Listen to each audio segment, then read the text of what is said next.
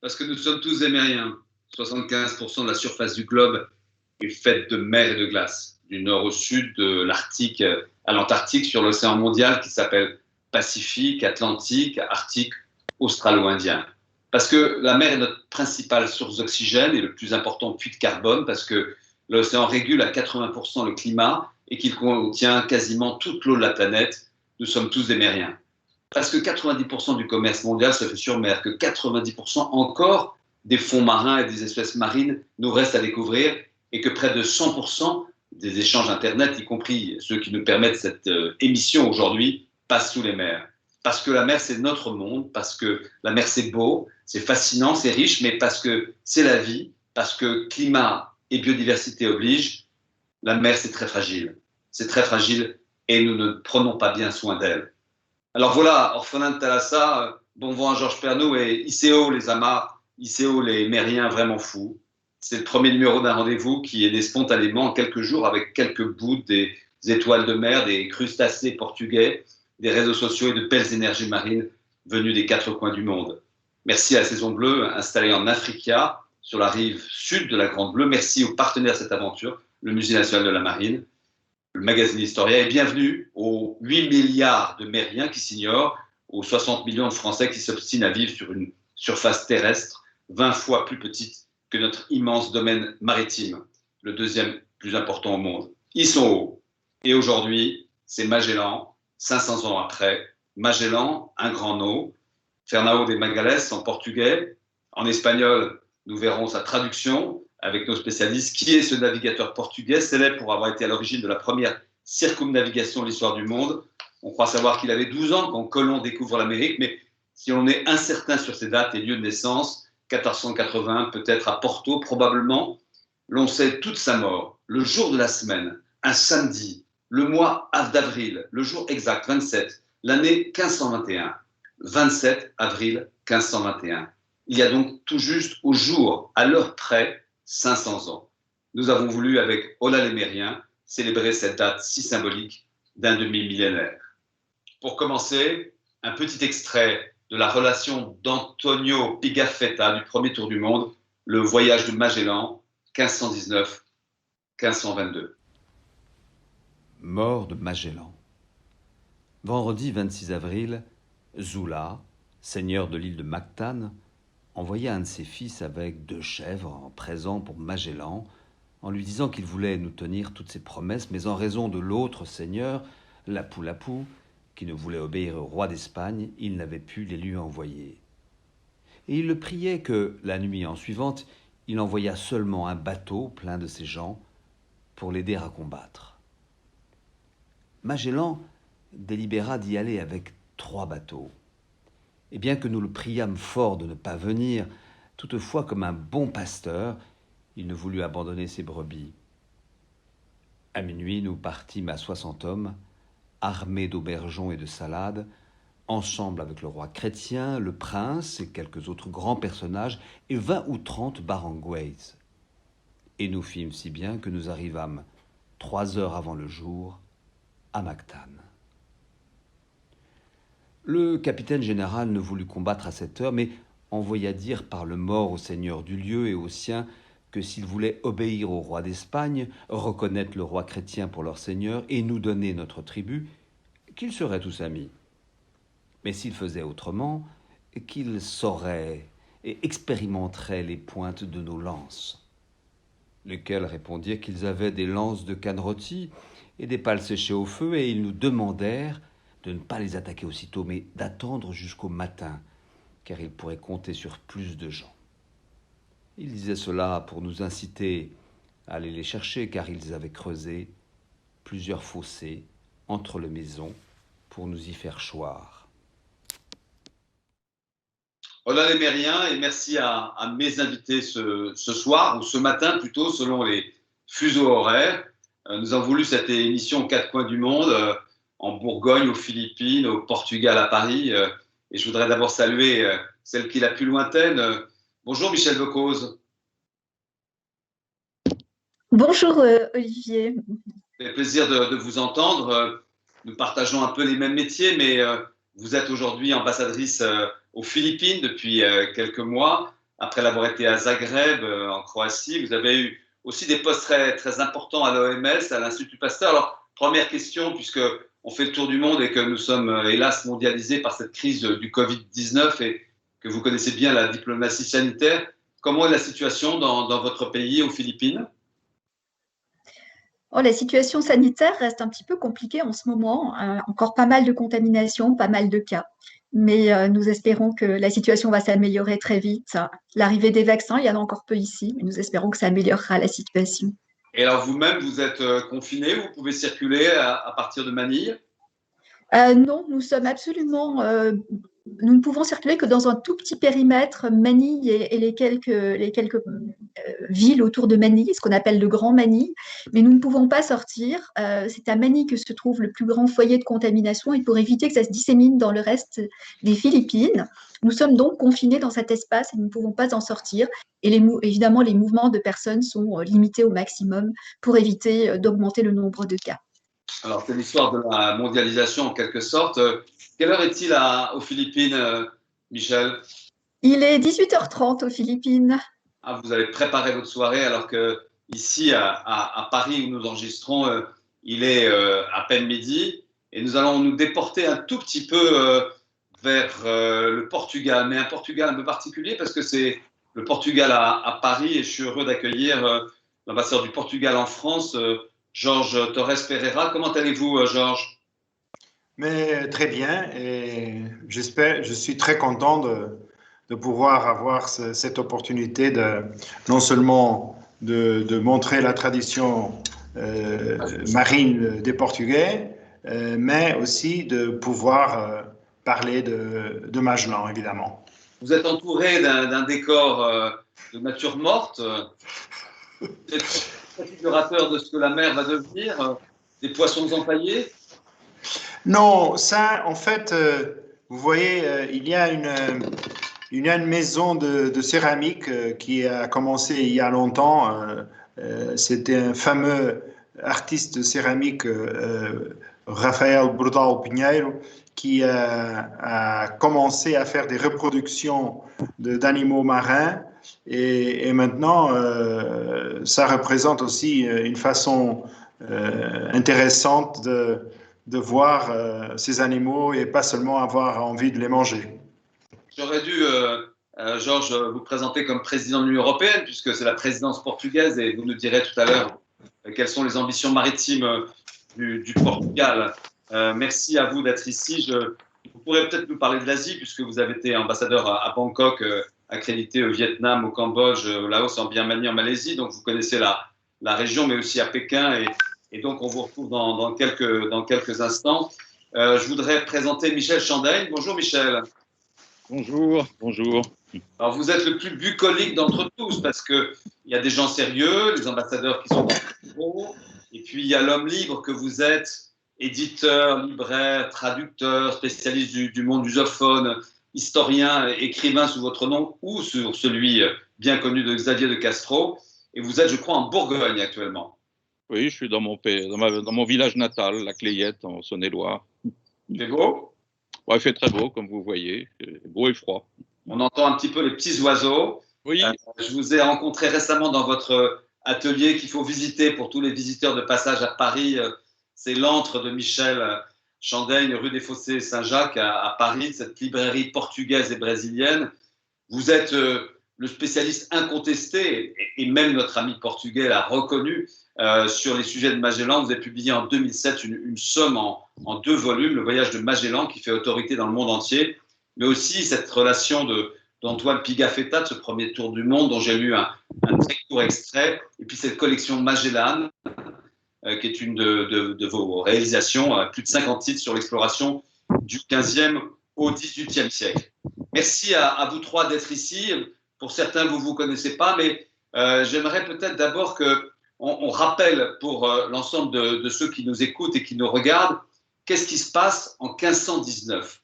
On va parler évidemment de cette mort tragique de 1521, mais peut-être Michel, si vous pouvez nous expliquer quels sont les enjeux du monde à ce moment-là, 1519, le départ de Magellan de Séville pour cette première circumnavigation.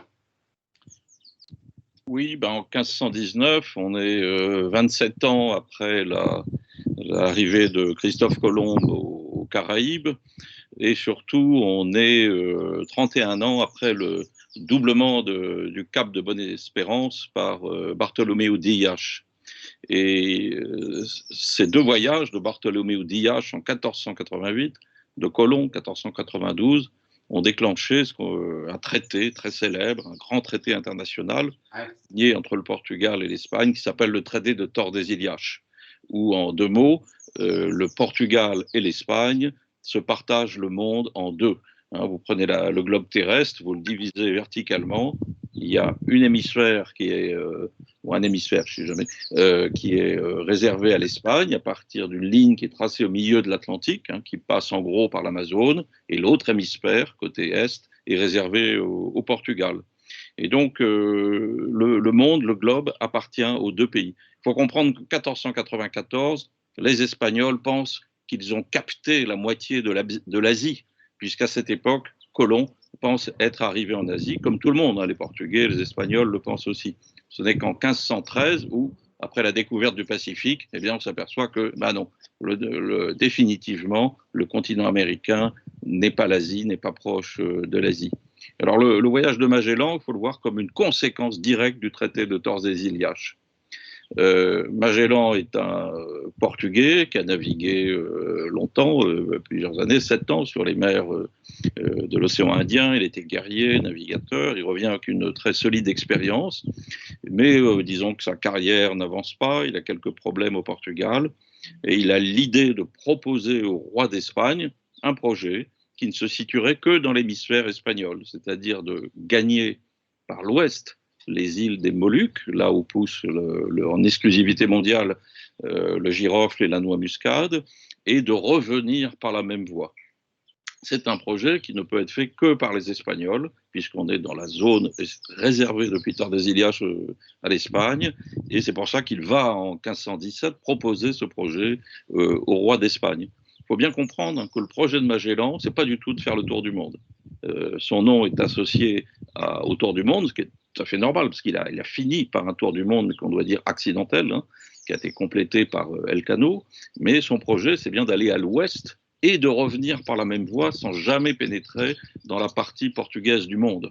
Voilà, c'est ça ce qui se passe en 1519, c'est cette idée de donner à l'Espagne la source des épices que Magellan situe dans la zone espagnole. Alors, merci de ce tableau. Il faut vraiment vous lire parce que tout ça, vous le développez évidemment de manière extrêmement détaillée, mais on a, je crois, une belle image. Mais alors, j'ai tout de suite envie d'interroger Georges, notre ami portugais. Mais alors, donc, il trahit votre royaume, ce Magellan. J'ai remarqué quand même d'ailleurs que vous aviez parmi vos nombreuses décorations, parce que vous êtes un ambassadeur émérite qui a fait le tour du monde, vous êtes commandeur de l'ordre d'Isabelle la catholique, l'ordre espagnol. Donc, comment peut-on, portugais, aller se vendre en quelque sorte aux Espagnols? Comment expliquer ce choix de Magellan, Georges?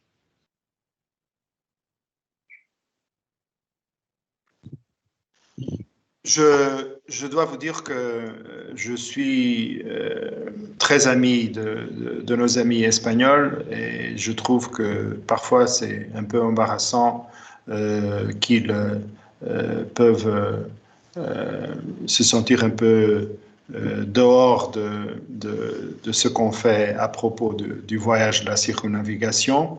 Bien que, évidemment, aujourd'hui, c'est très spécial parce qu'en fait, on commémore la mort d'un homme, un Portugais, et il n'y a aucun problème de le faire sans une présence immédiate de l'Espagne. Mais je dois vous dire que j'ai une petite, disons, un petit clin d'œil en direction à mes amis espagnols parce que je porte avec moi, justement, je suis commandeur de l'ordre Isabelle la Catholique. Alors j'ai pris ma décoration Isabelle la Catholique comme une espèce de clin d'œil à la dimension ibérique du voyage de circumnavigation. Évidemment, il a été considéré comme un traître, c'est vrai.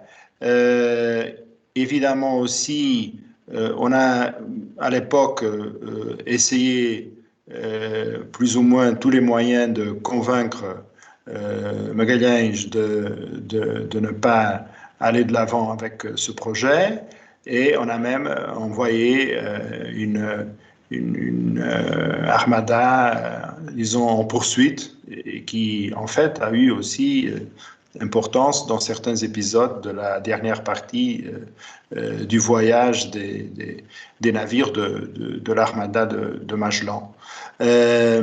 Mais je crois que la dimension absolument exceptionnelle de Marin et l'ampleur de l'exploit l'ont fait aussi un héros pour l'opinion, disons, première éduquée, et puis opinion populaire. Et maintenant, évidemment, je crois que surtout après le renouveau de l'exploration avec l'exploration spatiale, on a donné toute une nouvelle signification, et on peut dire, d'ailleurs je l'ai vu écrit, que la Victoria finalement a fait le premier voyage orbital de la planète. Alors on va revenir à l'espace dans quelques instants, mais quand même, vous me disiez en off, parce que je reconnais en vous le grand ambassadeur, mais en off vous me disiez c'est un petit peu comme quand Ronaldo jouait pour le Real de Madrid quand même, non? À l'époque, j'imagine que c'était le futur Charles Quint, n'est-ce pas, Michel, le roi d'Espagne en l'occurrence? Oui, évidemment, on ne peut pas douter que les talents et la capacité de s'entraîner et de nous émerveiller, c'est un Portugais qui était là dans cette équipe, même si le financier et l'équipe, le team était espagnol. Alors, je voudrais que Michel Boccoz de Manille nous dise, j'imagine d'ailleurs que Magellan ne savait pas du tout à quoi pouvaient ressembler les Philippines, encore moins Cebu à l'époque. Que sont les Philippines en deux mots en 1520? C'est un royaume, ce sont des royaumes. À quoi ça ressemble? Eh bien, c'est une série de royaumes et de sultanats qui existent aux Philippines à cette époque-là. Il y a des sultanats musulmans comme Sulu, Manila, Maguindanao et d'autres, et des royaumes bouddhistes comme Butuan ou d'autres. Donc Cebu, c'était un rajana, un royaume indigène qui existait déjà avant l'arrivée des Espagnols, l'arrivée de Magellan. C'est un royaume qui a été fondé par Sri Lumai, qu'on appelle aussi Rajamuna Lumaya, un prince mi-malais, mi-taboul. Et il est originaire de la dynastie Chola, qui a envahi Sumatra en Indonésie. Il a été envoyé par le Maharaja, ce prince, pour établir une base pour des forces expéditionnaires afin de soumettre ces fameux royaumes locaux des Philippines. Mais en fait, il s'est rebellé et il a établi son propre Rajana indépendant à la place. Et donc, Cebu, c'est une des 7600 îles des Philippines, avec donc ce fameux Raja, ce fameux royaume qui a été créé. Donc, c'est une myriade de petits royaumes indépendants les uns des autres, ou parfois regroupés avec un système un peu féodal, mais une féodalité très lâche, comme on le verra plus tard dans l'histoire de Magellan, et qui a d'ailleurs été sans doute une des causes de sa mort, mais on y reviendra tout à l'heure, je pense. Alors, j'imagine, comme Michel, vous avez pris votre poste à l'automne, vous n'êtes pas encore allé à Cebu, y compris pour des raisons sanitaires, j'imagine? Malheureusement, non, je n'ai pas pu y aller, essentiellement pour des raisons sanitaires, c'était prévu, mais le Covid nous a rattrapés et donc nous sommes de nouveau dans des confinements ou semi-confinements. Eh bien, on va y aller à l'instant avec un petit extrait de cette relation de Pigafetta, une seconde lecture avant de reprendre et d'embarquer avec Magellan vers Cebu. Ayant ainsi abordé à terre, nous les assaillîmes. Ces gens avaient fait 3 bandes de plus de 1500 personnes. Dès qu'ils nous aperçurent, ils virent à grande voix et cris autour de nous deux bandes de côté et l'autre à l'encontre et de front. Quand le capitaine vit cela, il nous départit en deux et nous commençâmes à combattre. Les arquebusiers et les arbalétriers tirèrent de loin, quasiment une demi-heure en vain, en ne faisant que traverser leurs targues faites de planches de bois légères et leurs bras. En voyant cela, le capitaine cria « Ne tirez pas, ne tirez plus !» Mais cela ne servait à rien. Ces gens, voyant que nous tirions les arquebuses en vain, délibérèrent en criant de demeurer forts, mais ils criaient plus grandement quand on déchargeait les arquebuses, et alors ils ne s'arrêtaient point de peur, mais sautaient çà et là, couverts de leurs targues. Se défendant ainsi, ils nous tirèrent tant de flèches, de lances, de cannes ferrées, de pales pointues, brûlées et de cailloux, qu'à peine pouvions-nous nous défendre. Voilà, après cette lecture émouvante de l'arrivée de Magellan à Cebu, je voudrais que Michel Chandaigne nous dise le départ. Il part de Séville, je crois, Magellan. Quelle date exactement? On est sûr des dates et quel est le voyage qui va le conduire jusqu'à Cebu et qui laissera notamment ce fameux détroit de Magellan? Michel. Oui, Magellan part du port de Séville le 20 septembre 1519 et il a 200, on le sait, hein, on a compté, on a trouvé la liste des équipages complètes, on a pu l'établir récemment, avec 237 hommes à bord. Il y en a 4 qui vont monter aux Canaries, un qui va descendre. Et parmi ces hommes, il y a 166 Espagnols, mais il y a aussi des Portugais, 31, des Italiens, 26, des Français, 19, dont un qui fera le tour du monde, Richard de Normandie. Il y a aussi des Grecs. Enfin, il y a une dizaine de nationalités, hein, des Allemands, des Anglais, des Irlandais. Et donc, c'est un peu toute l'Europe qui s'embarque sur ces navires. Donc il part, mais il a été en effet limité par les autorités espagnoles pour le choix de ses hommes. Les principaux officiers sont espagnols et visiblement très vite, on comprend que les Espagnols sont là pour destituer Magellan. Alors, il part donc le 20 septembre, il y a une première escale aux Canaries, puis au Brésil, ça se passe encore bien, jusqu'au Rio de la Plata. Et là, au Rio de la Plata, on est un peu la limite de la côte connue en Amérique à cette époque. Et Magellan va passer 3 semaines à explorer le Rio de la Plata pour voir si par hasard, il n'y a pas un passage, comme on le dit, à ce niveau-là, vers le Pacifique. Comme il ne trouve rien, il repart et descend beaucoup plus au sud. Et à cette fameuse étape de Port Julian, il arrive le 1er avril 1520. Et là, c'est la mutinerie. Les officiers espagnols se rebellent contre Magellan, prennent le contrôle de 3 navires, mais finalement, grâce au capitaine d'armes, qui est lui aussi espagnol, Gomes de Espinosa, personnage fondamental de cette histoire, Magellan va réussir à retourner la situation et à mettre les mutins à la raison. Il faut signaler que parmi ces mutins, un des meneurs, Juan de Cartagena, va être déporté sur la côte et abandonné avec un prêtre. Et un meneur va être exécuté, mais surtout, Elcano apparaît à ce moment-là comme un des mutins. Il fait partie des 40 mutins qui vont être condamnés par Magellan, mais ces mutins vont être amnistiés par le capitaine général, car il a besoin d'eux, et Elcano va disparaître de l'histoire pendant très longtemps. Il va réapparaître seulement après la mort de Magellan. Après avoir vaincu la mutinerie, il hiberne dans ce port et descend, et c'est là où il découvre, et c'est ça l'exploit de Magellan, le passage vers le Pacifique. Car on savait parfaitement que la Terre était ronde, mais on ne savait pas si il y avait un passage au sud de l'Amérique. Après tout, ce continent pouvait rejoindre l'Antarctique. Et là, il découvre ce passage, ce fameux détroit qui sera baptisé de Magellan très vite, et il va s'élancer dans le Pacifique. Et là aussi, ça, c'est son deuxième exploit. C'est la première traversée du Pacifique, par des Européens en tout cas. Et cette traversée va être très longue, et il va arriver d'abord aux Mariannes, au bout de plus de 3 mois de navigation, sans pouvoir aborder aucune île. Et aux Mariannes, ils vont commettre quelques massacres, mais aussi se réapprovisionner. Et puis, ils vont gagner ce qui va être les Philippines, qu'ils vont baptiser archipel de Saint-Lazare. Et là, ils vont pouvoir se ravitailler, se reposer.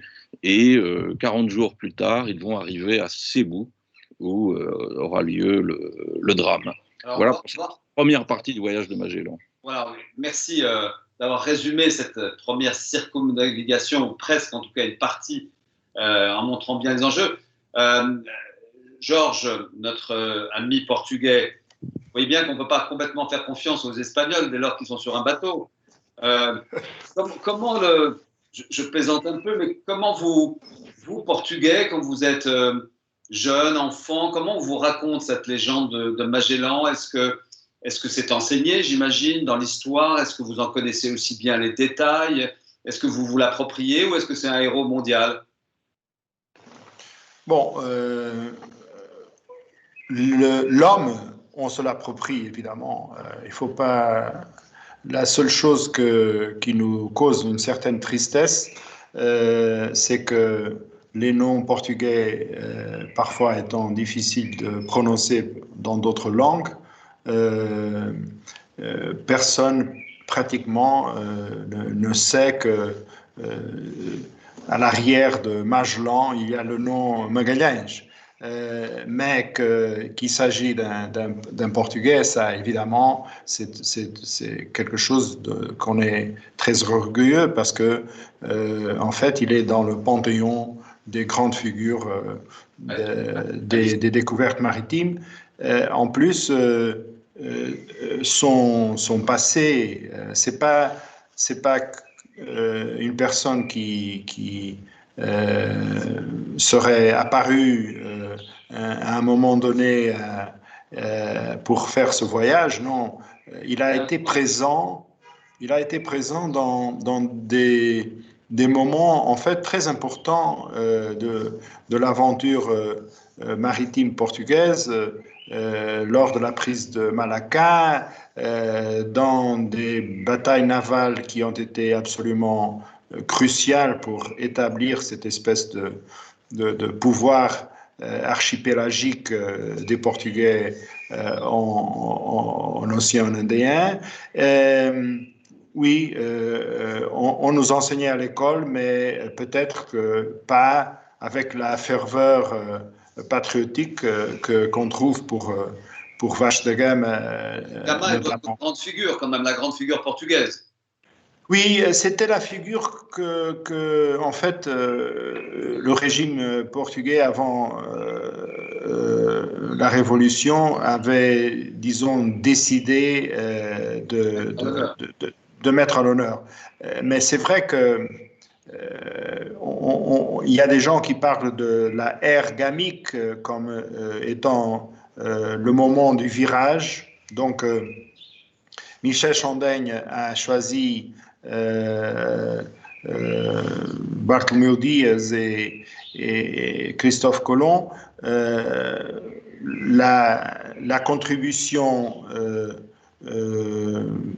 je crois, de la liaison entre l'océan Indien et l'Atlantique, c'était vraiment l'étape fondamentale de la globalisation, au sens que, au lieu d'avoir des échanges qui étaient surtout finalement bouclés par terre, il y avait cette liaison maritime. Grand échange maritime, absolument.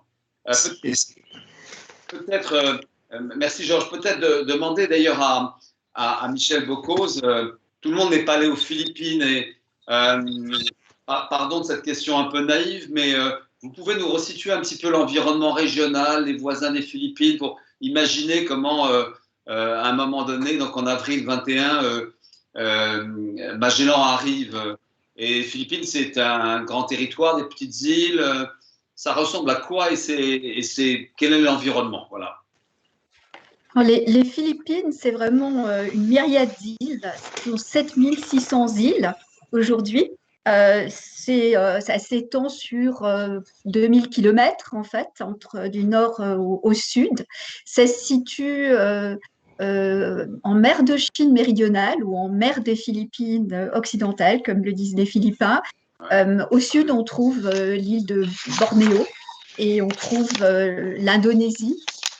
Au nord, on trouve l'île de Taïwan, très au nord. Et donc, les Philippines sont cette très longue chaîne d'îles qui se situe dans une zone tropicale, mais un peu au nord des Moluques et de ces fameuses zones des épices que cherchait en fait à rejoindre Magellan. Oui, on était vraiment, là, vraiment dans ce qui valait de l'or, et même plus que de l'or à l'époque, et qui était évidemment très, très cherché.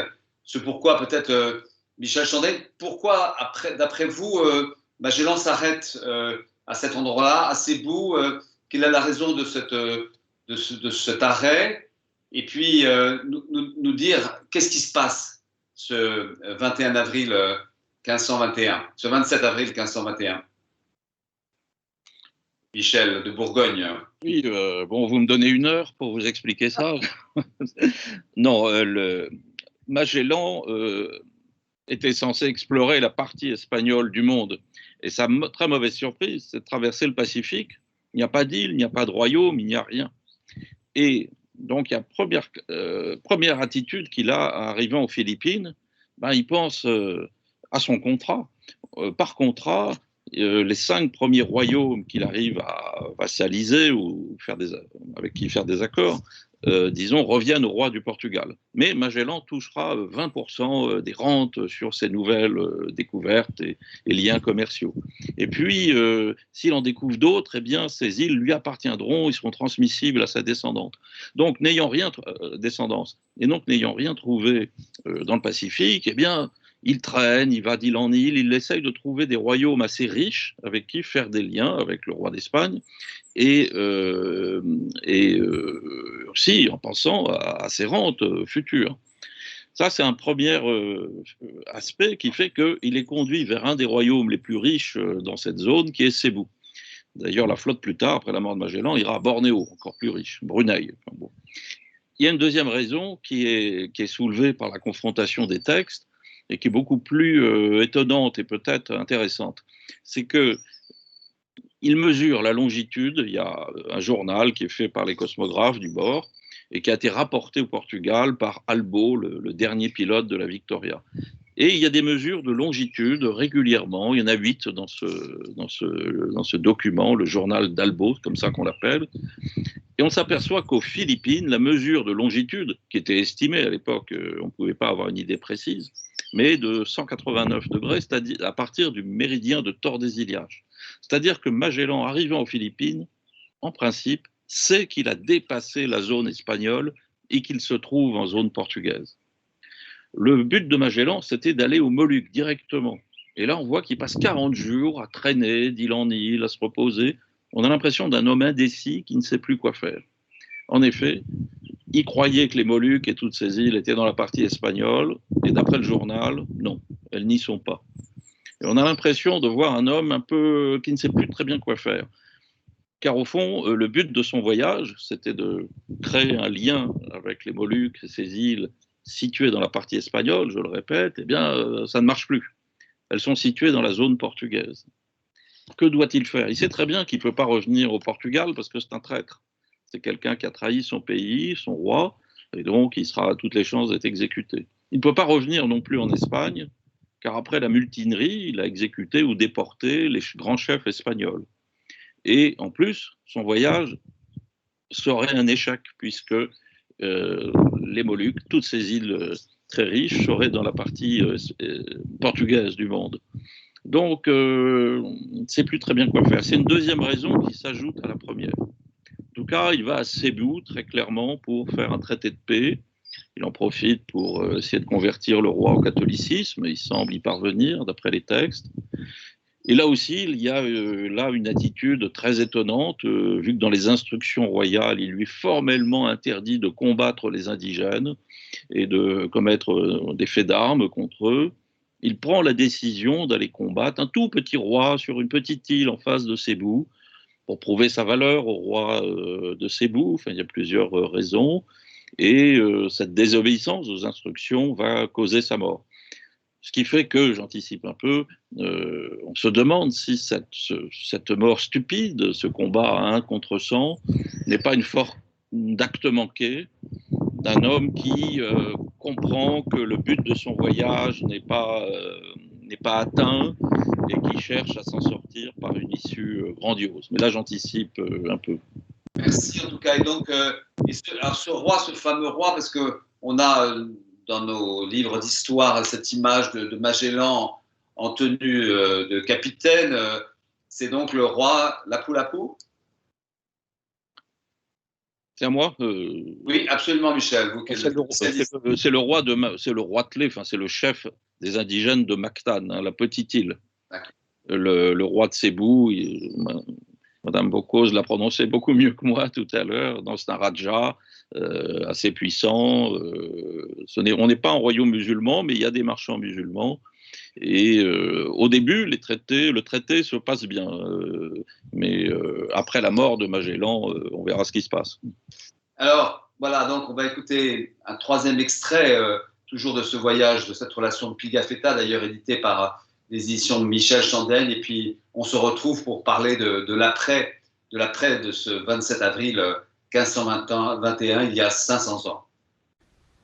Nos bombardes qui étaient sur les bateaux ne pouvaient nous aider parce qu'elles tiraient de trop loin, si bien que nous nous retirâmes à plus d'un bon trait d'arbalète de la rive, toujours en combattant et avec de l'eau jusqu'aux genoux. Et ils nous suivirent, nous jetèrent des flèches envenimées par 4 ou 5 fois, si bien que, reconnaissant le capitaine, se tournèrent vers lui et lui lancèrent par 2 fois des flèches tout auprès de sa tête. Mais lui, en bon capitaine et chevalier, se tenait toujours fort avec quelques autres, combattant ainsi plus d'1 heure et ne voulant se retirer davantage. Un Indien lui jeta une lance de canne au visage et lui le tua soudain de sa lance et la lui laissa dans le corps. Puis, il voulut mettre la main à son épée, mais ne la put tirer qu'à moitié en raison d'une plaie qu'une lance de canne lui avait faite au bras. Ces gens, voyant cela, se jetèrent tous sur lui, dont l'un avec un grand javelot, qui est comme une pertuisane, mais plus gros, lui donna un coup dans la jambe gauche, par laquelle il chut le visage en avant, et tout soudain, ils se ruèrent sur lui avec des lances de fer et de canne, et avec ses javelots, si bien qu'ils oxyrent notre miroir, notre lumière, notre réconfort et notre vrai guide. Quand ces gens le férissaient, il se tourna plusieurs fois en arrière pour voir si nous étions tous dans les bateaux. Puis, le voyant mort, nous nous sauvâmes le mieux que nous pûmes et mîmes les blessés dans les bateaux qui partaient déjà. Michel Bocuse, à Manille, Magellan est mort. Bon, 500 ans après, quel est l'héritage de ce passage de Magellan? Et puis peut-être comment d'ailleurs les Philippins ont-ils célébré, fêté ce 50e anniversaire récemment, ou vont-ils le faire? Eh bien, ce que le peuple philippin commémore vraiment en l'honneur de Magellan, ce n'est pas sa mort, ce n'est pas son arrivée d'ailleurs qui avait marqué cette intention espagnole aussi pour eux de coloniser leurs ancêtres, c'est plutôt aussi sa persévérance et son leadership dans un projet ambitieux qui a changé l'histoire du monde et le destin de l'humanité, c'est ce tour du monde pour la première fois. Et aussi, ce qui est célébré aux Philippines, ce grand jubilé de 2021, c'est davantage la naissance du catholicisme que la mort de Magellan. Le catholicisme, c'est un enjeu extrêmement important aux Philippines. C'est ce qui en fait finalement un archipel très différent de ses voisins.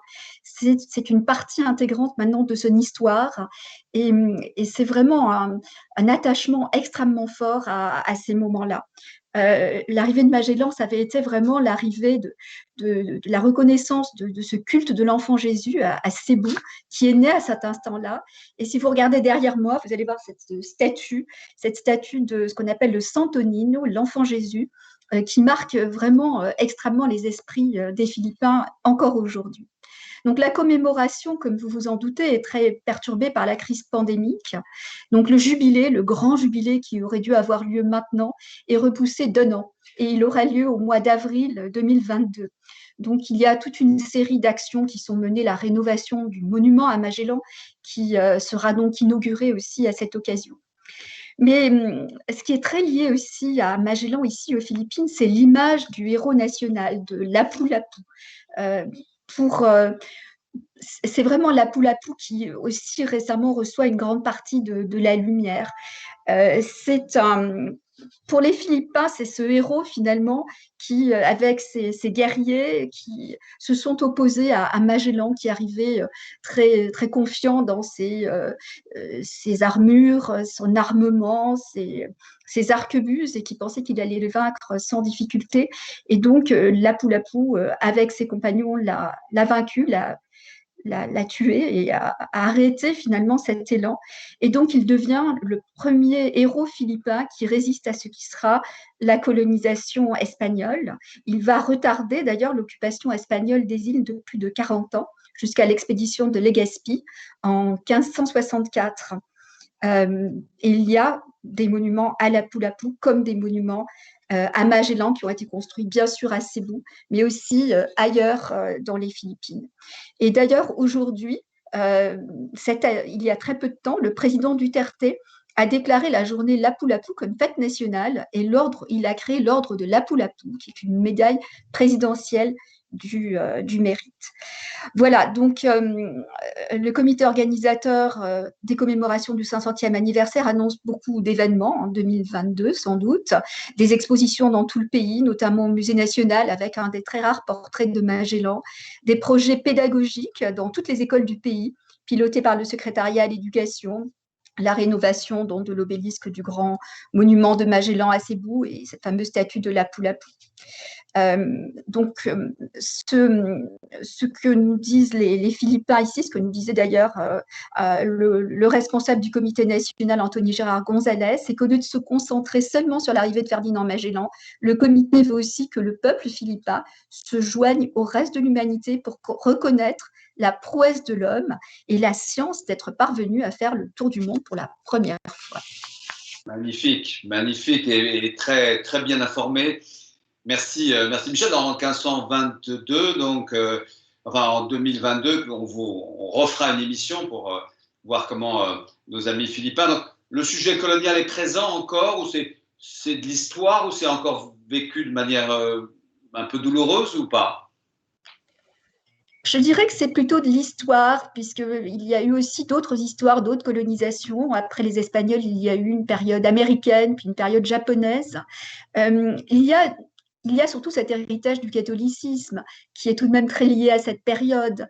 Et c'est là où on a, je pense, c'est surtout à ça que s'attachent vraiment les Philippins. Il y a eu une grand-messe célébrée par le pape lui-même au Vatican récemment. Je crois que c'est surtout ça, plus que l'image du colonialisme qui reste aujourd'hui. Même bien sûr si cet héritage du colonialisme est là et si c'est Lapu-Lapu, cette figure qui le combat, qui en quelque sorte est célébrée aux côtés de Magellan en même temps.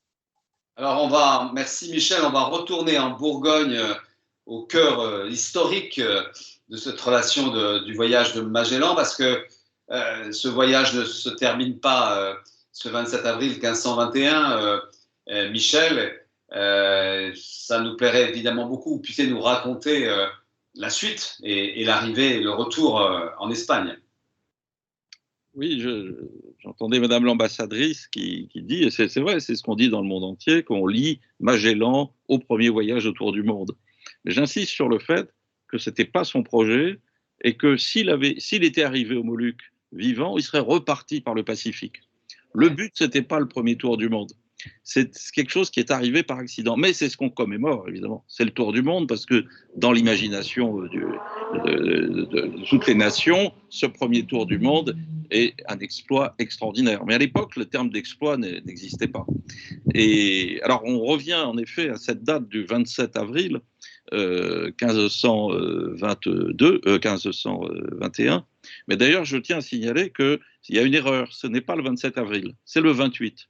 Parce que, comme vous savez, en faisant ce voyage, Magellan, à un moment, va franchir le fuseau horaire 0, ce qui fait que quand la Victoria va arriver au Cap-Vert, ils vont s'apercevoir qu'ils ont compté un jour de plus et qu'ils ne comprennent pas pourquoi. Et donc, en principe, quand il meurt le 27 avril, on est le 28 avril en Europe. Donc, on devrait célébrer cette mort le 28 avril en toute rigueur. Voilà. Donc, vous me demandez de reprendre, Magellan meurt, Et il se passe 3 jours plus tard un événement très très important qui est le massacre de Cebu.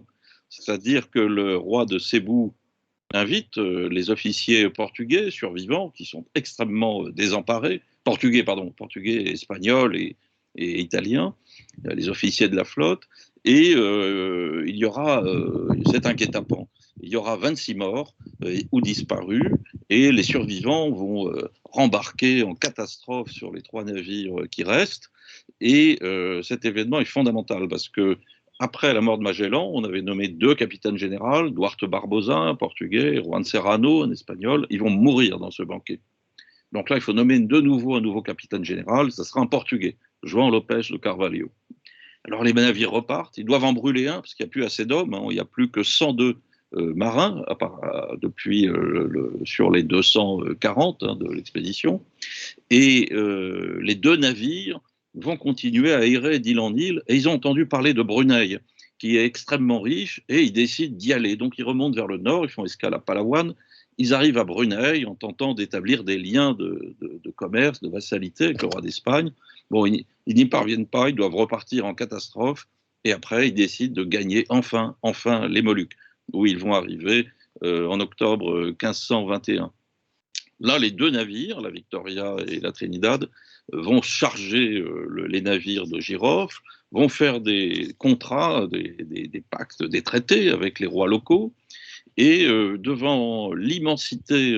alors, à ce moment-là, ce n'est plus João Lopes de Carvalho, qui est le capitaine de général, c'est l'Espagnol, Gonzalo Gómez de Espinosa, le héros de la mutinerie, celui qui a tout changé, et qui sera le dernier capitaine général de la flotte.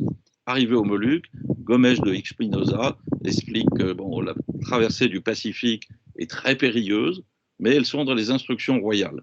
Et il faut absolument les suivre. Il ne faut pas aller dans la partie portugaise du monde. Donc, ils vont essayer de revenir par le Pacifique. C'est le voyage de la Trinidad. Ce voyage va être un échec. Ils vont revenir, ils vont perdre quasiment tous leurs hommes. Gómez de Espinosa va survivre et va revenir un jour à Séville. Mais la Victoria est à ce moment-là seulement, commandée par Elcano, le fameux Elcano. Et on dit que par sécurité, la Victoria va suivre la voie portugaise par l'ouest, mais en passant très très au sud pour éviter les armadas portugaises. C'est ainsi qu'ils vont plonger en dessous de Timor, ils vont découvrir l'île qui sera Amsterdam plus tard, vont doubler le cap de Bonne-Espérance, et Elcano et ses hommes vont arriver au Cap-Vert où ils vont faire une escale pour se ravitailler. Lors de cette escale, les Portugais découvrent, sentent qu'ils viennent des Indes, donc ils circulent en territoire interdit, donc font prisonnier 12 hommes, et Elcano et les survivants s'enfuient de nouveau vers les Açores et atteignent enfin Sanlúcar de Barrameda, le port de Séville, le 6 septembre 1522, presque 3 ans après le tour du monde. Alors une petite précision tout de suite, c'est qu'on dit toujours qu'il y avait 18 survivants sur les 240 marins parés à bord. Alors ça c'est faux. En effet, le 6 septembre, il y a 18 survivants sur la Victoria, ça c'est vrai. Mais on oublie qu'il y avait 12 prisonniers européens au Cap-Vert. Et eux, ils vont rejoindre quelques semaines plus tard Séville. Donc sur la Victoria, il y a 30 survivants. 30 survivants, des Espagnols, des Italiens et un Français, Richard de Normandie.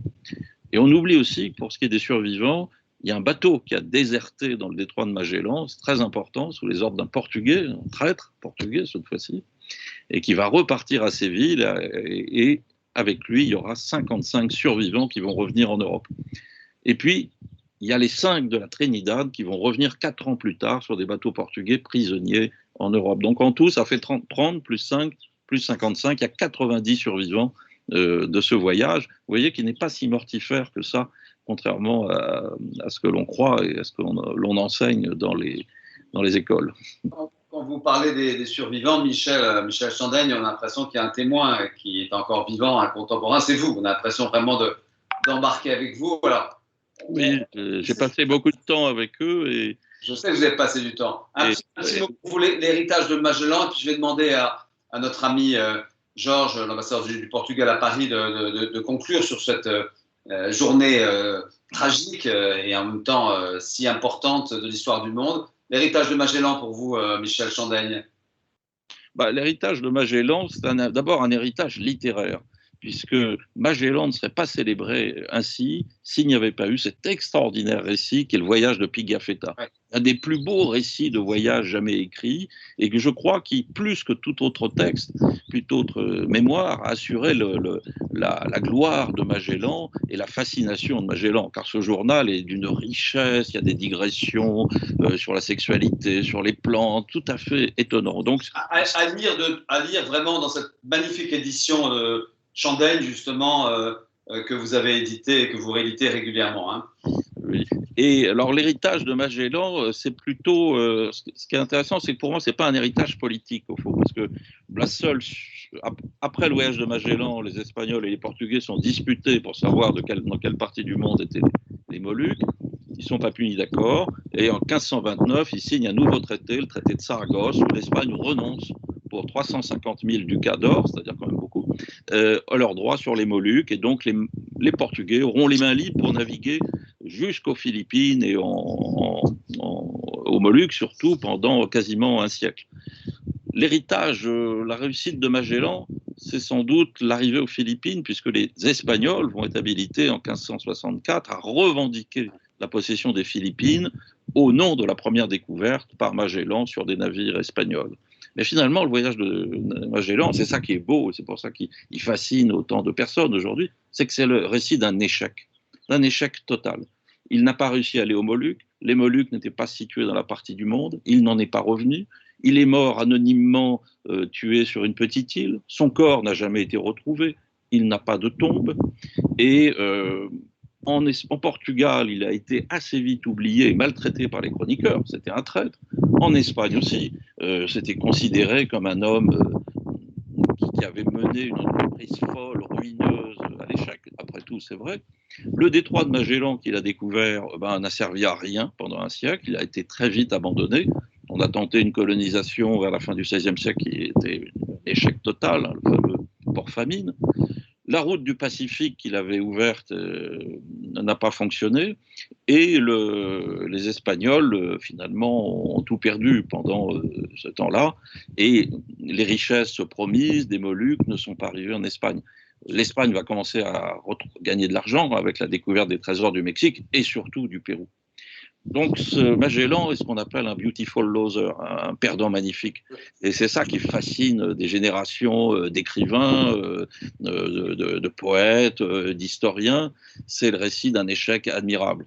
Et c'est pas fini parce que je voudrais peut-être que Georges, vous nous disiez un peu en conclusion, ça serait quoi aujourd'hui Magellan aujourd'hui? Est-ce qu'il y a des aventures aussi invraisemblables? Et puis, en même temps, comme l'a dit si bien Michel Chandaigne, une histoire qui sert à rien, peut-être un personnage qui est au bout du rouleau et qui commet une erreur et qui va mourir oublié. C'est quoi cet héritage de Magellan pour vous qui représentez le Portugal aujourd'hui en France?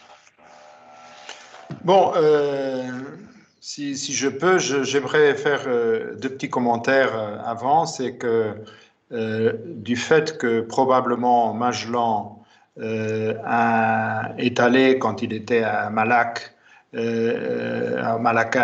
il a pu aller pratiquement dans les Moluques avec son ami qui d'ailleurs c'était une des raisons pour lesquelles il voulait y revenir. On peut dire qu'il a fait presque lui-même en tant que navigateur la circumnavigation, pas dans un seul voyage, mais en fait, c'est donc le seul marin en arrivant à ses buts qui avait pratiquement déjà connu tous les trois océans. C'est le premier qui peut dire j'ai navigué dans le Pacifique, l'Atlantique et l'océan Indien, puisque les officiers espagnols, comme Michel a dit, devaient faire attention à ne pas faire la route des Indes. Ça, c'est un commentaire. Sur le voyage, il y a un autre commentaire que je trouve intéressant, c'est que le même point exactement où il y a eu la mutinerie à Port-Julien, que Michel Chandaigne a parlé, des décennies après, quand Drake faisait sa circumnavigation, il a eu une mutinerie dans le même lieu. Et je crois que cette coïncidence vaut la peine de dire, parce qu'en fait, ça veut dire que les marins, disons, avaient complètement ras-le-bol en arrivant au sud de la côte de l'Amérique latine. Ouais, ouais. Sur l'héritage, moi, je vois surtout, et ça m'aide aussi à introduire le point que j'aimerais introduire, c'est cette analogie entre l'exploration spatiale et ce qui a été l'exploration des mers. C'est-à-dire que ce qu'il y a, c'est une avancée par pas successifs, où parfois il y a même besoin d'avoir un temps de latence, il y a un plateau et après on refait un nouveau bond en avant. On a vu ça d'une façon très évidente dans l'exploration de la côte africaine. Et moi, je crois que ce que Magellan a fait, c'est aussi une étape absolument fondamentale dans cette connaissance, de tout rendre le planète un seul. Et donc, dans ce sens-là, c'est pas un échec puisque c'est la connaissance du passage pour le Pacifique, c'est la connaissance de la dimension du Pacifique. Tout ça, ce sont des faits qui, après, avaient à être intégrés dans la connaissance pour permettre de nouvelles avancées. Donc, dans ce sens-là, si on voit les explorations maritimes comme quelque chose de complexe, où il y a de la curiosité scientifique, il y a l'attrait du gain, il y a de la rivalité géopolitique, de vouloir, dans ce temps-là, c'était entre la couronne d'Espagne et du Portugal, dans l'exploration spatiale, vous savez qui sont les rivaux, et aussi la dimension d'expansion de la foi, qui a eu, comme Michel Bocoz a dit, cette traduction de l'introduction du catholicisme d'une façon très prenante dans l'archipel des Philippines. Et cette complexité, c'est qui explique l'importance de pas et de voyages comme celle de Magellan. Tout y est présent, et donc, oui, c'est vrai qu'il y a un côté Kurt Cobain, d'une grande étoile qui termine, avance tout son potentiel. Et d'ailleurs, si je peux, je voulais simplement dire qu'il y a une bande dessinée sur le voyage de Magellan qui prend des libertés que, évidemment, la fiction peut se permettre, non seulement faisant d'Elcano encore le mauvais du film, plus que Pigafetta déjà enfin le dit. Mais surtout, dans cette bande dessinée, ce que Michel Chandaigne a touché un tout petit peu, on dit clairement que c'est une impulsion suicidaire de Magellan, c'est-à-dire que comment expliquer, si vous êtes un écrivain de fiction, vous vous dites il est désespéré, il ne peut pas retourner ni au Portugal ni en Espagne, alors il se lance dans vraiment quelque chose qui n'avait aucune chance d'aboutir, l'asymétrie des forces en présence, pour une belle mort, comme dirait Napoléon. En tout cas, il reste dans l'histoire, y compris dans l'histoire de la littérature. Je voudrais, avant qu'on conclue, qu'on écoute une petite intervention qui est la chronique du musée de la Marine et de son directeur Vincent Campredon, qui nous montre aujourd'hui comment pour les navigateurs, pour les marins, Magellan a tracé une route qui est encore extrêmement vivante. Vincent Campredon. Fernand de Magellan, quel nom mythique pour l'histoire du monde, mais aussi pour l'histoire du musée de la Marine. Le musée de la Marine qui célèbre les grands navigateurs, ceux qui ont découvert le monde et qui continuent à le faire aujourd'hui, on va le voir. Premier tour du monde, 1091 jours. On verra ce que ça donne aujourd'hui. Il y a eu des prédécesseurs aussi grands que lui. Barthélemy Diaz, Christophe Colomb, Vasco de Gama, qui découvre la route des Indes en passant par le Cap. Et puis là aussi des grands successeurs, des grands navigateurs français. Je pense à Bougainville, à La Pérouse, notre grand héros français. Je pense aussi à Dumont d'Urville, qui a fait des tours du monde et qui a découvert l'Antarctique, la Terre Adélie. Et puis aujourd'hui, au XXe siècle, des gens qui ont suivi autour du monde cette passion qui emmène le navigateur dans le rêve. Je pense à mes petits préférés, Alain Gerbaud, et puis Bernard Moitessier, qui a bercé toute ma jeunesse. Bernard Moitessier qui disait « Tout ce que les hommes ont fait de bien, ils l'ont fait avec leur rêve ». Eh bien, ce rêve, il continue au musée de la Marine. Le musée de la Marine est détenteur du trophée Jules Verne, une course extraordinaire, inventée dans les années 90 par Titouan Lamazou et par notre cher ami, notre très regretté Florence Artaud. Et ils ont inventé un concept extraordinaire, sur les traces de Magellan, justement, sur les traces de Magellan et de Phileas Fogg. Le tour du monde en 80 jours. Est-ce que c'est possible? Est-ce que c'était possible? Eh bien, ils l'ont fait. Première victoire, Bruno Perron, 1993, 79 jours, 27 tentatives, 9 victoires.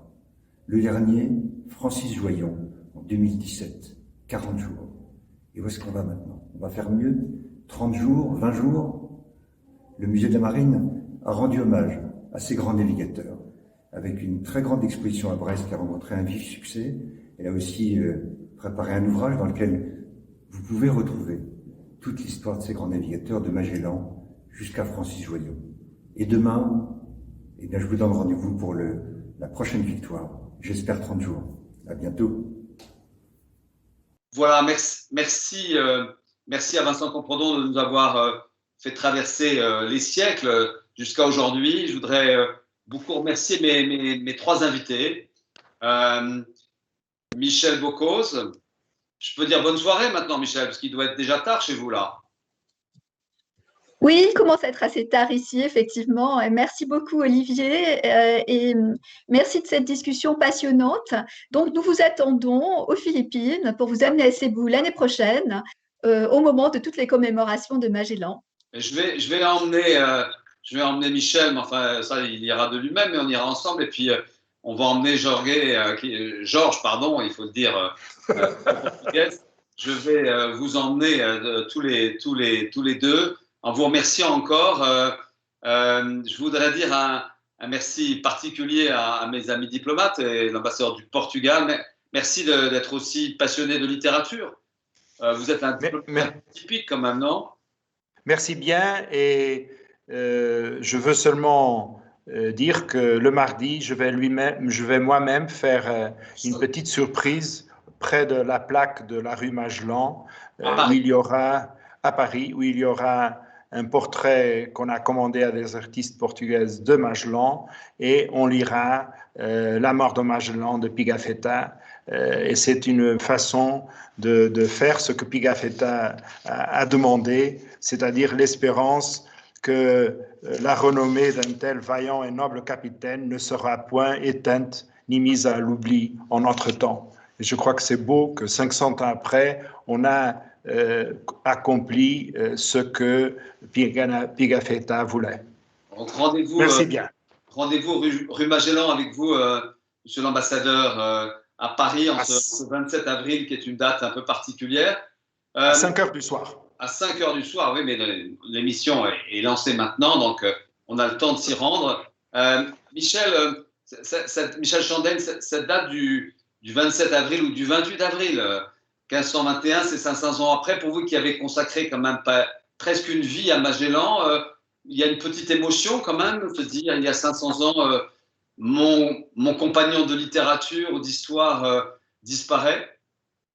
Non, je ne suis pas encore cinglé avec Magellan, je reste les pieds sur terre. Je ne fais rien le jour de la mort de Magellan, ni le 27, ni le 28, mais je continue avec Anne Lima, qui dirige la maison d'édition, avec mes amis historiens, Luis-Philippe Thomas, grand historien portugais, José Manuel Garcia, etc., à continuer à chercher, à trouver des nouveaux éléments sur ce voyage, ce que je fais. Et je conseille aussi en même temps une émission d'Arte en 4 volets qui va être consacrée à Magellan en 1522. Donc je reste complètement plongé dans l'aventure Magellan, qui est aussi celle de l'aventure des archives et des textes qui continuent à parler. Dernièrement, José Manuel Garcia a découvert, et Juan Ril aussi, 2 nouveaux documents qui prouvent que Magellan est bien né à Porto. On continue, et moi-même j'ai découvert de nouvelles choses sur la traversée du Pacifique. Voilà. Merci beaucoup à vous 3. Dernier petit extrait pour se dire au revoir. C'était le premier rendez-vous, la première émission d'Ella les Mériens, avec toutes les qualités de nos invités et tous les défauts qui sont les nôtres d'organisation. Mais bon, c'était une première. Voilà, les Mériens, vous retrouverez aussi souvent que possible, selon l'actualité maritime ou polaire, pour faire vivre ces aventures telles que celles des 500 ans de la mort, de la disparition de Magellan. Et j'espère vous retrouver très vite. En tout cas, merci beaucoup à la Saison Bleue. Merci aussi à Salomé Sifawi qui a produit cette émission. Bonne soirée, bonne journée et bon anniversaire à vous, Magellan. Merci. Hola les Mériens. Oh, ICO. Je dépose espérance en votre très illustre seigneurie que la renommée d'un tel vaillant et noble capitaine ne sera point éteinte ni mise à l'oubli en notre temps. Car entre ses autres vertus, il était le plus constant en une très grande fortune et grosse affaire que jamais ne fut un autre. Il supportait la faim plus que tous les autres. Il naviguait et faisait des cartes marines.